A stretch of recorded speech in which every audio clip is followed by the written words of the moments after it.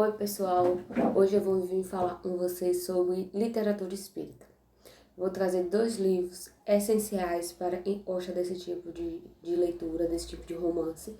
E espero que vocês gostem e aprendam bastante como eu aprendi com eles. Então roda a vinheta.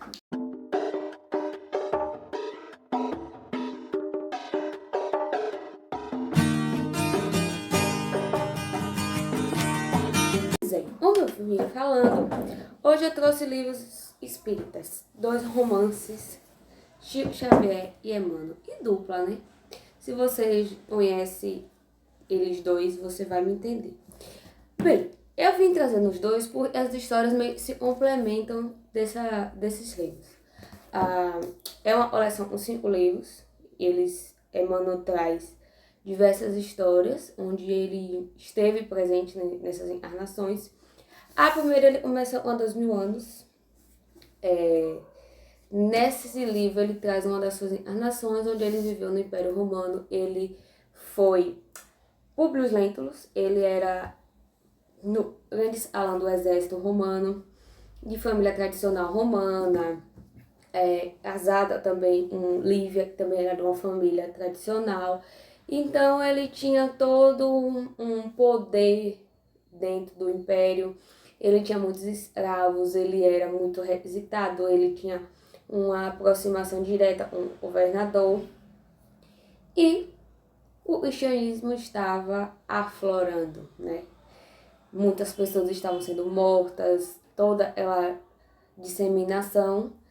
E Lívia era uma pessoa muito caridosa. Não, ele também não fosse, mas o que a gente vê muito é que os homens, principalmente nessa época, eles tinham muita preocupação com o que poderia vir a acontecer, né? E os outros vão dizer, com a sociedade. A mulher não. Quando ela se encantava com o cristianismo, ela abria mão de tudo e não voltava atrás. É o caso de Lívia, a esposa dele. Ela conhece o cristianismo, ela já tinha enraizado esses ensinamentos dentro dela. Então, quando ela começa até ela essas informações sobre o cristianismo, ela começa a ver as pregações de Jesus, ela vê que aquilo é a vida dela. E, claro, isso tinha um preço.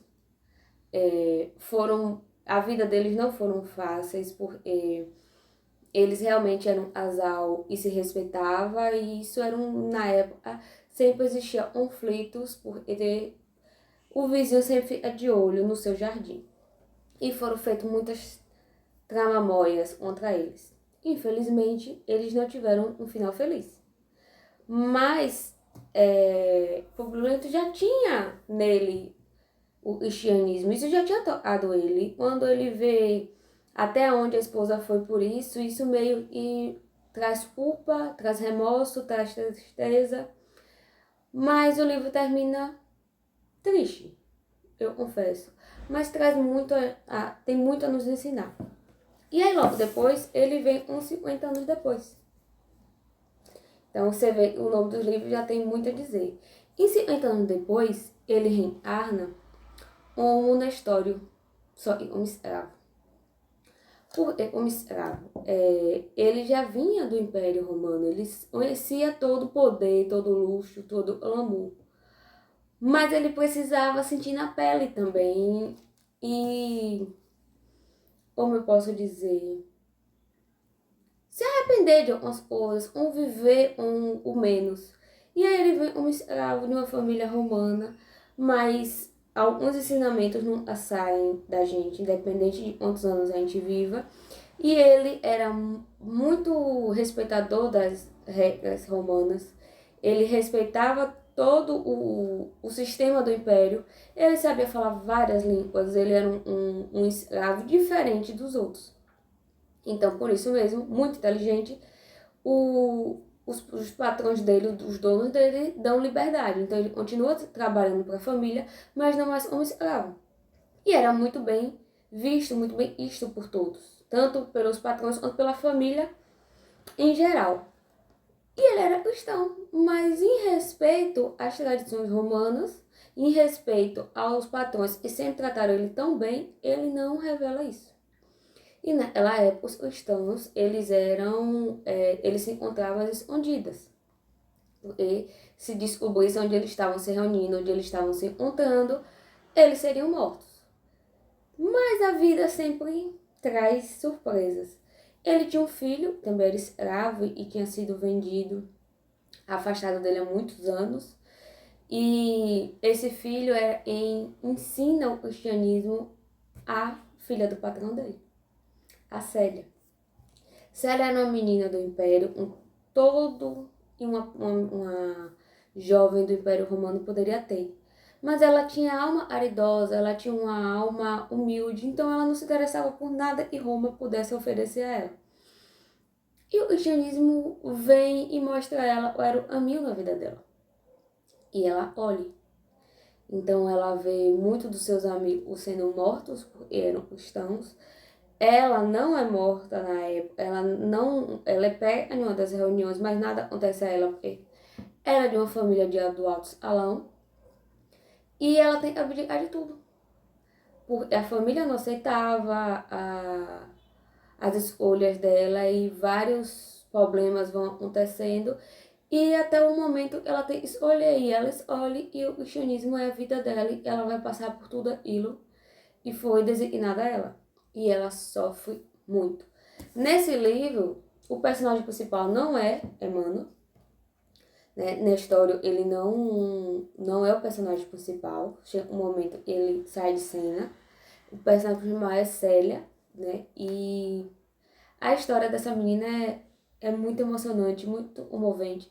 Dá até uma dorzinha no coração, sabe? Ela passou por tudo isso. Mas a melhor parte é você entender. Você sofre, mas tudo tem uma razão. Tudo que acontece na nossa vida tem uma razão. É isso que Célia vem trazer. E em um dos últimos capítulos do livro, o pai tem a dignidade de entender os erros dele e, por incrível que pareça, por obra divina eles se encontram, né? Todos os dois já debilitados em situações totalmente diversas. E a alma dela é tão caridosa, em nenhum momento ela sente tristeza, ela sente mágoa do pai, ou da mãe, ou de qualquer pessoa da família. Pelo contrário, ela acolhe o pai nesse momento, e é um livro que termina de alma lavada. Você aprende sobre perdão, você aprende sobre respeito, você aprende a respeitar o que é diferente de você. Então, eu vejo muitas pessoas falando, que tem medo de ler livro espírita porque vai falar de espírito, vai falar disso, não vai conseguir dormir. Não, gente. Você ler um romance espírita é um bálsamo. Eu particularmente acho, e sua mente relaxa, né? Quando a gente fala, eu tenho medo de ler e dormir. Isso aí vai fazer você dormir mais calmo. Talvez, muitas vezes, a gente não queira ler o medo de admitir o nosso erro. O medo de descobrir os nossos lados. Então, às vezes a gente foge do livro espírita por isso. Mas eu indico, hoje, esses 2 romances.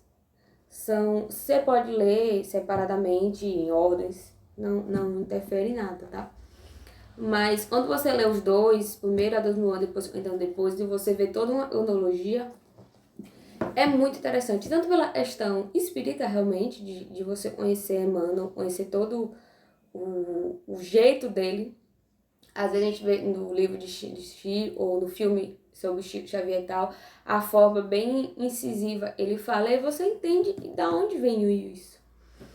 E a questão histórica, você entender, ele detalha coisas do Império Romano, da época, a tradição, regras e tudo mais, e eu particularmente acho isso também muito interessante.